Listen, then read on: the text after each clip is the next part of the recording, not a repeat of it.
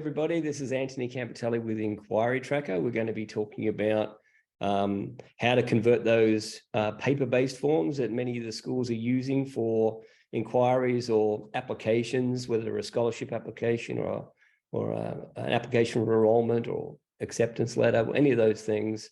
We're going to talk about the benefits of going digital and what that might mean for you and your school. Before I do that, I want to introduce the team here that were with me today. I'll start as I go on my screen. I've got Susie Gill. So Susie, why don't you just introduce yourself?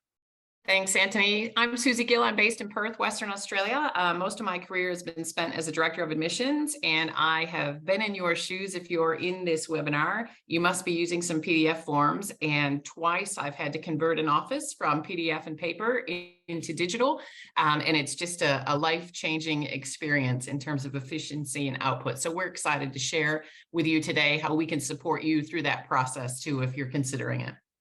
Thanks, Susie. Yeah, it's great with that background and experience. You can share a lot of the stories. Carmel, I know you've got a similar background. Yep, so Carmel Brewster, I'm based in Victoria, Business Development Manager for Enquiry Tracker. I was in a marketing admissions role at a girls' Catholic school for 7 years. My role mainly with Enquiry Tracker has been to onboard schools with their different paper-based forms, be it a scholarship, international students application, even interview questionnaires, but of course application forms and enrolment acceptance as well. So this is my space. Yeah, you're the guru in this area. So if I keep deferring to Carmel, you know why. And then, of course, we've got Helen as well. Yes, good morning. My name is Helen Cairns, and I'm a business development representative relatively for Victoria in the sales area. So I will have probably spoken to many of you, and I'll certainly hope to follow up with all of you in the future. Thanks, everyone. So as you are aware, we are recording this. So if you've got some colleagues you want to send it along to, we'll make sure we get this out to you fairly quickly, probably early next week is my guess. I'm going to start by sharing my screen. And just if one of you can confirm that you can see the Sorrento Grammar website. All good, Ed. Yeah.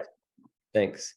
All right, so to start off with, I want to just talk a little bit about some of the things that you may or may not be aware, right? And so the majority of all your inquiries for your school are going to come through your website. Close to 90% of the families that express interest in your school are going to come into your website. And that's super important. Another interesting statistic is almost 70% of the inquiries are going to be for an event registration or tour. So most of these families are going to be filling out an application form one day.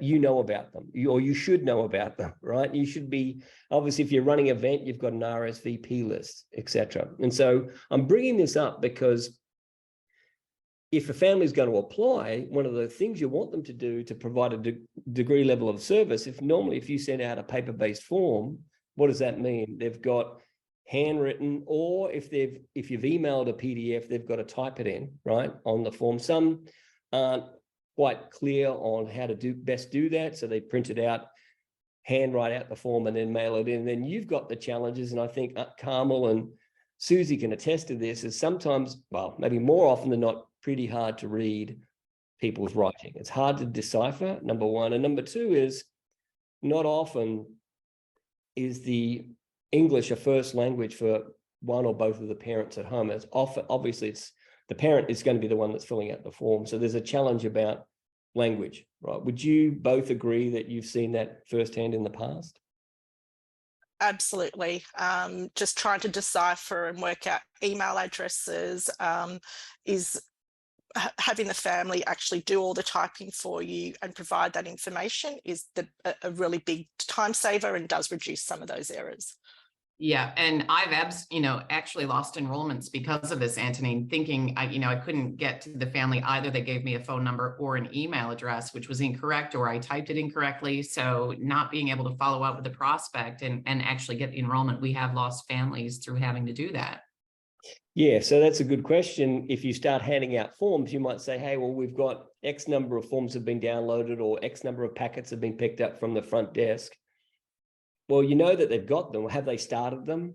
And what's stopping them from finishing it off, right? These are sort of the challenges a lot of schools have. And then, of course, The biggest challenge is you get this, then you've got to go, oh, now I've got to enter it into the system. And you've got to sit there one by one and enter all of this, follow up with all the information that's still missing and process it. And so technology, you know, it is clearly at a stage in 2023 that this is not a problem to handle online. And so what I want to do is I'll encourage both Susie and Carmel to interact with me here, but I'm going to go to, I've logged into Enquiry Tracker. I'm using Sorrento Grammar as the example school, but what I'm going to do is I'm going to go over to the Sorrento Grammar website. So now I'm going to put my parent hat on, all right? And I'm visiting your school. And like I said to you before, most of these inquiries are going to come in because they filled out a form, all right? So let's say they went and they actually, in this particular case, they're going to book a tour on your website. And hopefully most of you have a book a tour button appearing on the header on every page on your website. I guarantee you'll get more inquiries if you do it. If I scroll down here, you can see I've got this form here. It's an event registration form. This is an Enquiry Tracker form sitting on a fictitious school's website. All these forms can be branded. First thing I want you to realize is now this can be placed in another language. So if I wanted to, you know, use, say, Chinese simplified, I could translate this to Chinese, and then someone who had that as their primary language could go in and fill out the form, or I can quickly flip back to English. So all of these are offered for anyone who's using our forms. It doesn't matter which one of our forms, they all support it. But I'll go through and pick, I think this discovery tour is probably a good one. Would that be fair, Carmel, on Yes. 9 a.m.? I'll do that one. Yep. You can have any number of tours, but the point I'm trying to make is that I am the parent who's providing you the information. You're not writing this down on a piece of paper and taking a phone call saying, hey, I'm coming to your school, or can you send me out an information packet? These forms are all part of Enquiry Tracker, and you can put them on your website instantly without any coding work. So I'll start putting this in, and Carmel, I'll get you to explain which fields are required and which ones are not and why, etc. Yeah, I think it's really important to note that any information that we're capturing at the start of the journey, so this is sort of, we're in the early stages, they're completing a form to attend a tour of your school. Whatever information we capture here will pre-populate onto any other forms that they will be completing, such as the application form, or maybe an enrolment acceptance form if you also have that. So Anthony is just completing information, and here we can configure the form to have the questions that are important for your school. Are you an alumni of our school? Would you like us to send you a prospectus?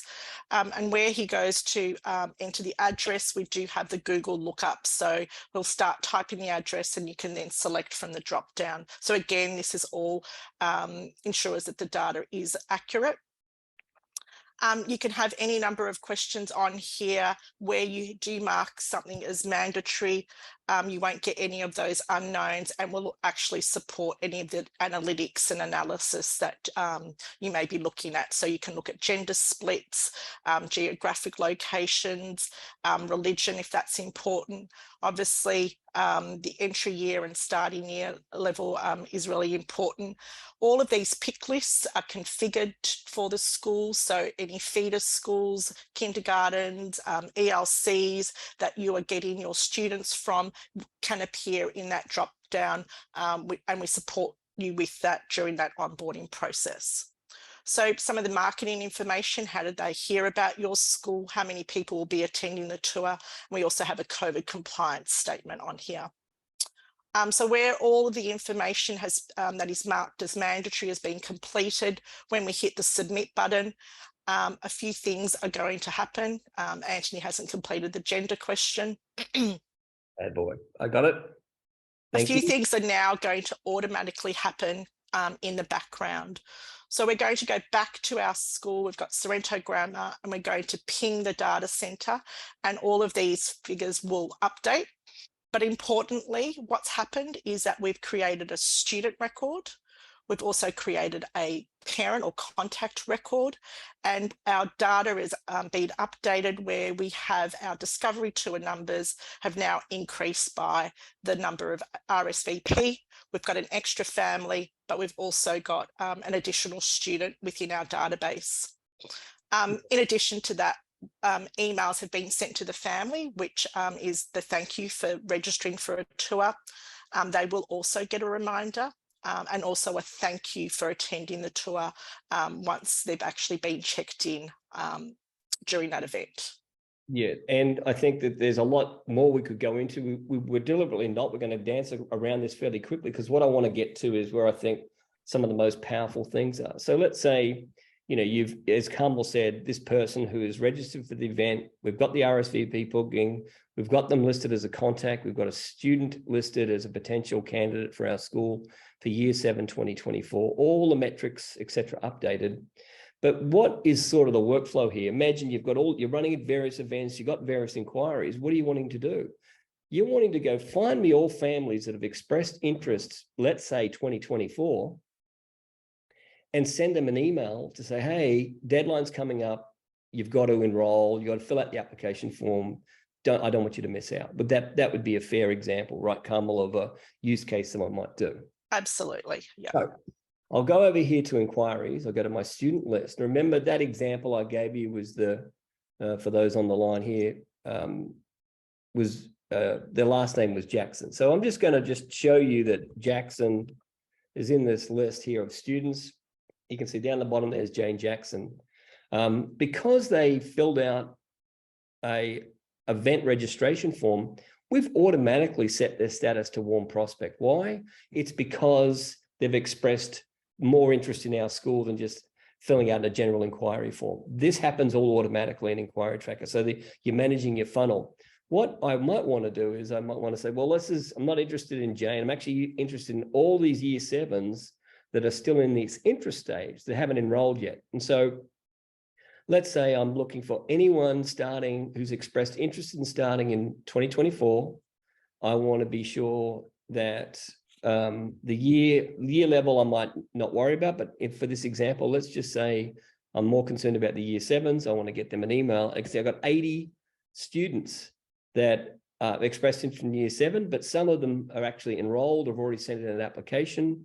So I'm going to change this to just the interest level. So now I've got 43. I can click on this icon here, this checkbox, and I can hit send email. Now, what's interesting is I'm actually going to send 44 separate emails here to all of these recipients. Obviously, we do not email students, but we email their parents, right? And so it's going to come from Sorrento Grammar. It could be replying to, let's see, Carmel, you're on this call. I could have you as the person. If they hit reply, because she's the admissions director, I could type in the email, or I could use a template. And these templates already ship with Enquiry Tracker. But let's say it's the invitation to apply. And it's already personalized. It's all set up. The link is already ready to go. And I can hit send 44 emails. So I use Enquiry Tracker to send those out to them. So now what I want them to do is fill out a form, right? So I'll go back here, pretend that email went and that Jackson family got it. And they basically came here and it would have taken them to the application page. So I'll land on the admissions page here. They would come straight to this page. They wouldn't have to go find it, of course. And now I've got my application form. So this form is going to replicate what you would send out as a paper-based form. We can I mean, Carmel, you can attest to this. How many forms have you probably helped schools customize Enquiry Tracker for? Hundreds, Anthony, hundreds.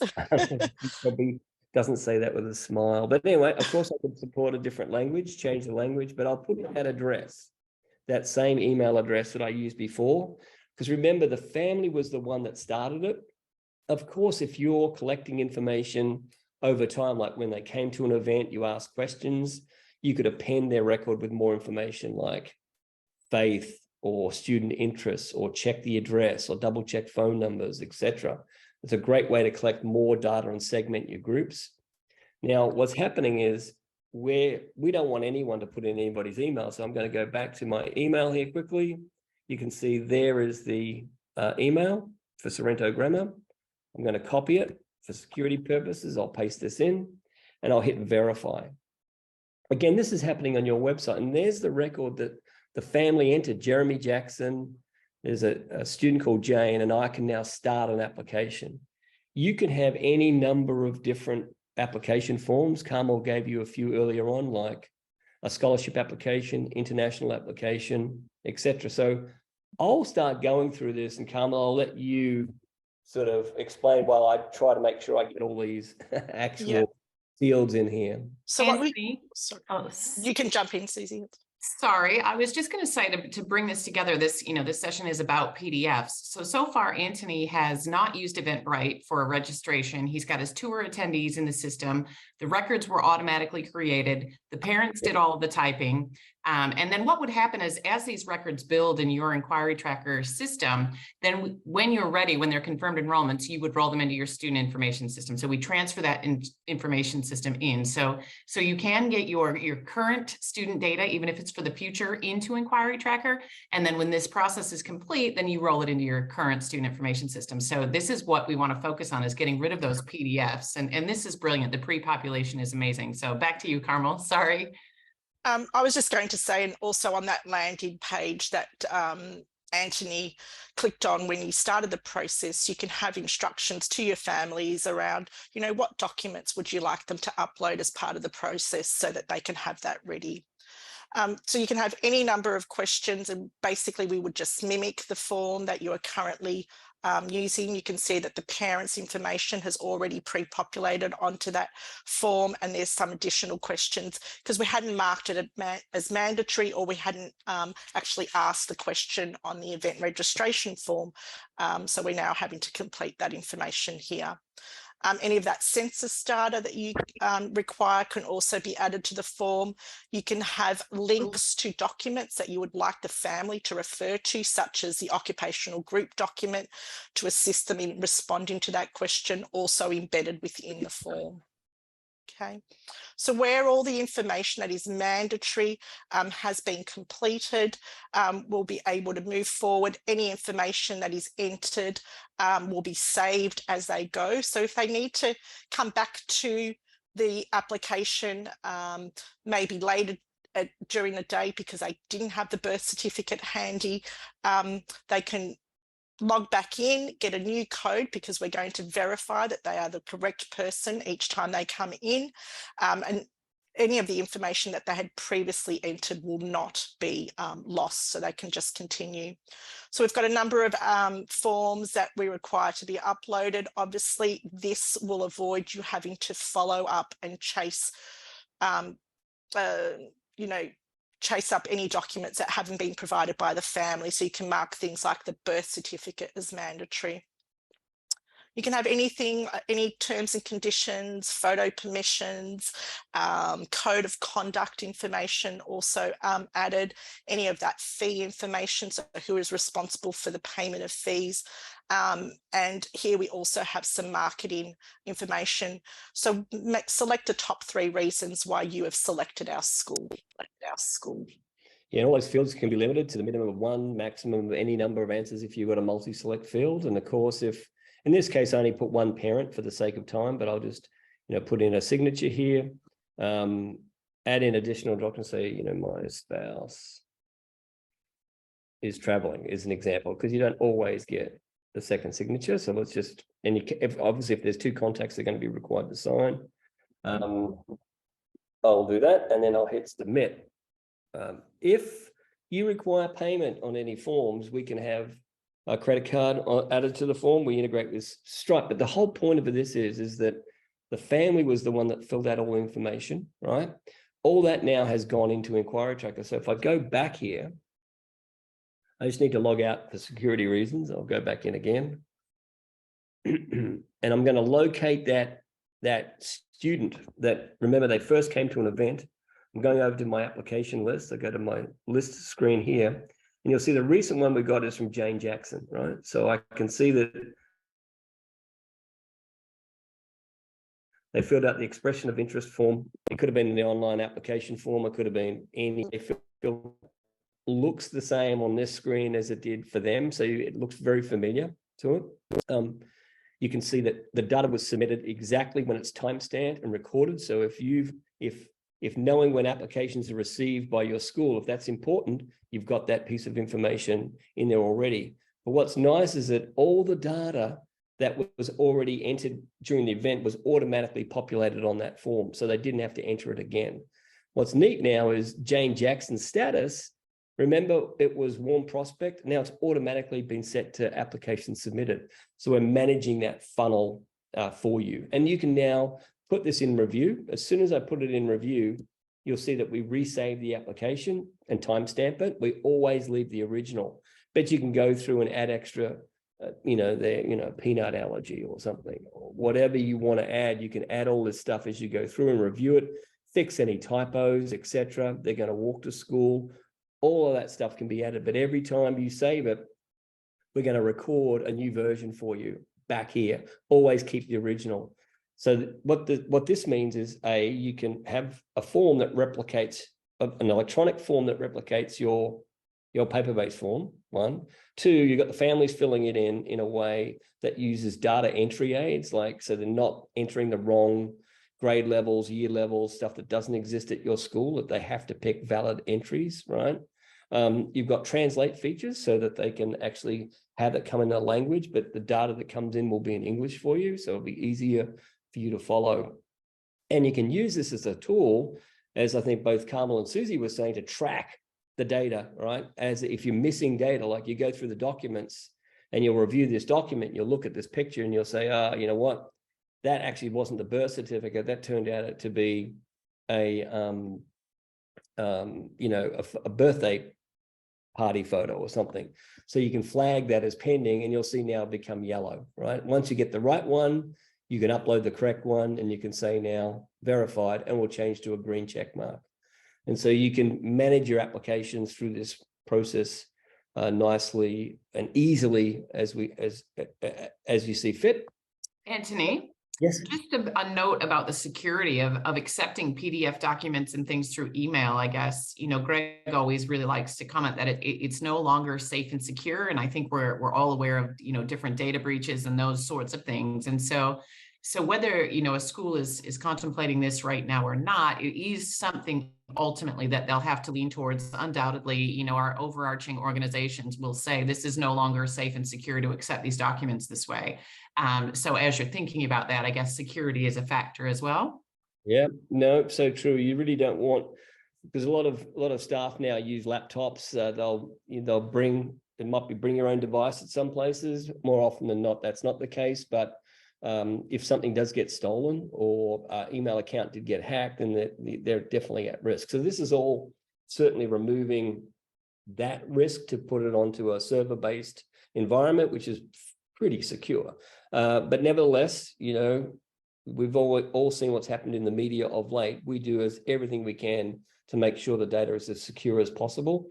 But I think that is definitely worth bringing up. Let me just finish this off, and then I'll sort of explain a couple of other things, and then we'll take any questions that anyone has. But obviously, once I'm happy that all the material has been reviewed, the application is finished, I can now finalize this application, and it will default to whatever was for mine. And I might just say enrollment complete as the status for this particular one, and I'll save it. And so now, as it's getting saved, it's going to synchronize back with Pipeline, which is the CRM part of Enquiry Tracker. And you can see Jane Jackson now is enrollment complete. So if I go over to her record, and this is her regular record, remember, the school didn't do much work here. Like, the family entered all this information. Additional information was collected during the application process. I know Dad is an alumni of the school. I've got all the activity, what discovery tour they went. They started an application. They actually submitted it. I can see now that she is in the enrolled stage. So you're getting them to do most of the work. And now that you're ready to transfer it, you can simply export this data over to your student information system. So we integrate with Synergetic, Civica, Central, Engage, SAS 2000, Maze, a variety of different student information systems. We can easily transfer that data over readily to avoid any of the double entering of data. And the last thing I wanted to highlight is I'm back on this application list. Remember, you said at the start, I think, I can't remember if it was Carmel or Susie, you said, yeah, well, they take away all that paper, but you don't know what the status of it is. You don't know if you send out 100 forms and only 30 have come back in, but have the other people started their apps yet or not? Or where's their problem? So what you can do is you can actually look at any status that's still in progress. That means they started it, but they haven't finished it.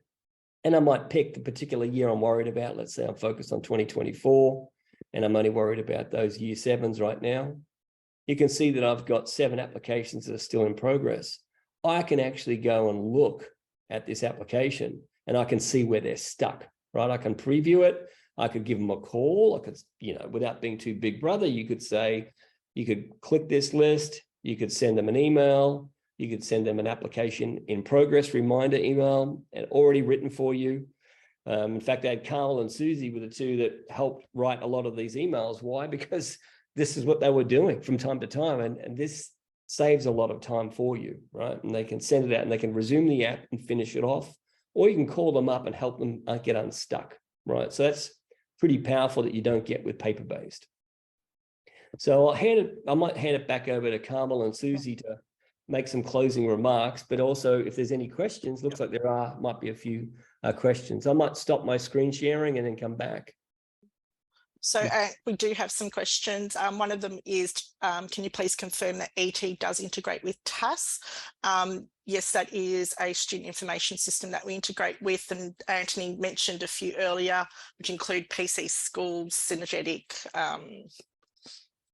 Maze. Oh, there's a whole heap. And they're listed, I think they're listed on our website, but we can follow up if anyone's got any questions there. Where is the data stored and what are the security assurances you provide? Data is stored in Google's data center in Sydney, Australia. So we get all the benefits of the security provided by Google in the physical environment. For disaster recovery, we have a fairly extensive policies written on our website on what we do. We do penetration and vulnerability testing on a regular basis to always beef up security. We're investing in it. We do everything we can to make it as secure as possible. We've also been assessed by Safer Technologies for School in Australia. They've gone through an extensive interview and review process with them, so as well. And with regard to security of docs, if the parent forgot to add a birth certificate, for example, do they then add via ET, not via reply to an email? So there's a couple of ways you can do it. Like you could, once they've submitted an application, they no longer have access to the application. Again, it's just more of a view only mode. They can mail in the document to you and you would upload it to ET and I would delete that email. That's certainly one solution, or they could bring it in. You can witness it, verify it, and make a note in ET that you verified that birth certificate as well. If that document, so someone asked the question about TAS, if the document is to be transferred over to TAS, then we want it as part of ET and we can transfer those documents over as well with the transfer routines we run. Are there any other questions? Can you set up interviews with ET with reminders? I might there's a couple, the answer is yes. You can set up interviews and reminders. In fact, in the next release, right now, we didn't demo it today because of time. We have a module called Personal Tours, which is being changed over to appointments. And, you could have interviews, meetings, phone calls, personal tours, or uniform fittings, whatever you want to schedule, you could do those as well. And there's some other advanced techniques that Carmel or Christy could take you through, or any one of our team members, to have a whole schedule that people can sign up for interviews and things of that nature. That was a good question. Thank you for that. Anthony, I think some of our customers and people that we work with have often been able to, from a budget perspective, maybe if they were interested in Enquiry Tracker, get some of that covered through the IT budget, actually. And we're finding more and more schools feel like they'd have to absorb this through their marketing and enrollment budgets. But in fact, lots of them are sort of stating a case that says, look, maybe we could share this out with the IT budget as well, just as a thought. Yeah, well, look, just if you think about the time saving that you would have to go from paper-based on its own, just having a family fill it out. And even if you have to still enter the data manually, just for whatever reason, you're still saving an enormous amount of time. Like you just, the just tracking down, I like to call it herding cats, they were supposed to submit these 5 documents. Guess what? They didn't, or they submitted 4 and one of them's wrong. And you just got to go, I got to follow up. And it gets hard to stay on top of it. And so I just think that, any way that you can get technology to solve this problem for you is well worth it. And if that's a creative way to finance it, then more power to you. That's you guys are creative. Carmel, do you have any other thoughts as we're at the bottom of the hour, and I know people, well, I like to try to stay on schedule, but I just wanted to see if so you guys... can I just say, Anthony, that from further on from this webinar, I will contact all of the attendees in the future and follow up. But if anyone wants to have a full demonstration of the Enquiry Tracker system, we certainly are happy to do that for them. But please don't hesitate to contact any of us in the future with my email is helen@enquirytracker.net, and just the names again with the panel. Perfect. Thanks, Helen. Any closing thoughts from Carmel or Susie before we go? We do have a question around setup time and what is the price per year, which we can go into more detail as we speak to each individual school, because we do operate under a tiered structure based on the number of students at your school. But one of the things I really wanted to say in closing is just as part of our onboarding process, that we do have 9 sort of set lessons. We can work as quickly or as slowly at your pace to actually do the onboarding. But we do operate with a white glove service where we really assist you and support you with the development of those forms. But given that we do employ people who have worked in the education system, we really understand the process and all those different steps from that inquiry right through to that enrolment process. So we're here to help. Thanks, Carmel. Suze? The last thing I would say is that Anthony has created a brilliant tool. It's a return on investment tool, which I bet Helen might be able to include in our follow-ups here, but it'll really give you guys a platform to understand how much time you're spending on entering data, processing applications. It'll be pretty mind-blowing. Carmel and I have done it ourselves just through the eyes of our previous roles. And it was astounding to really understand how much time you're spending on manual tasks. So I think we'll throw that in the follow-up as well. Yeah, that's a good, you brought that up, Susie. All right, well, everyone, thank you so much for joining us today. We will wrap this recording up and make sure you also get a copy of it as well to forward around to your colleagues. But thanks for taking the time out of your busy schedules. We all appreciate it here at Enquiry Tracker. Helen, Carmel, and Susie, thank you all very much as well. Thank you. Bye-bye. Thank you.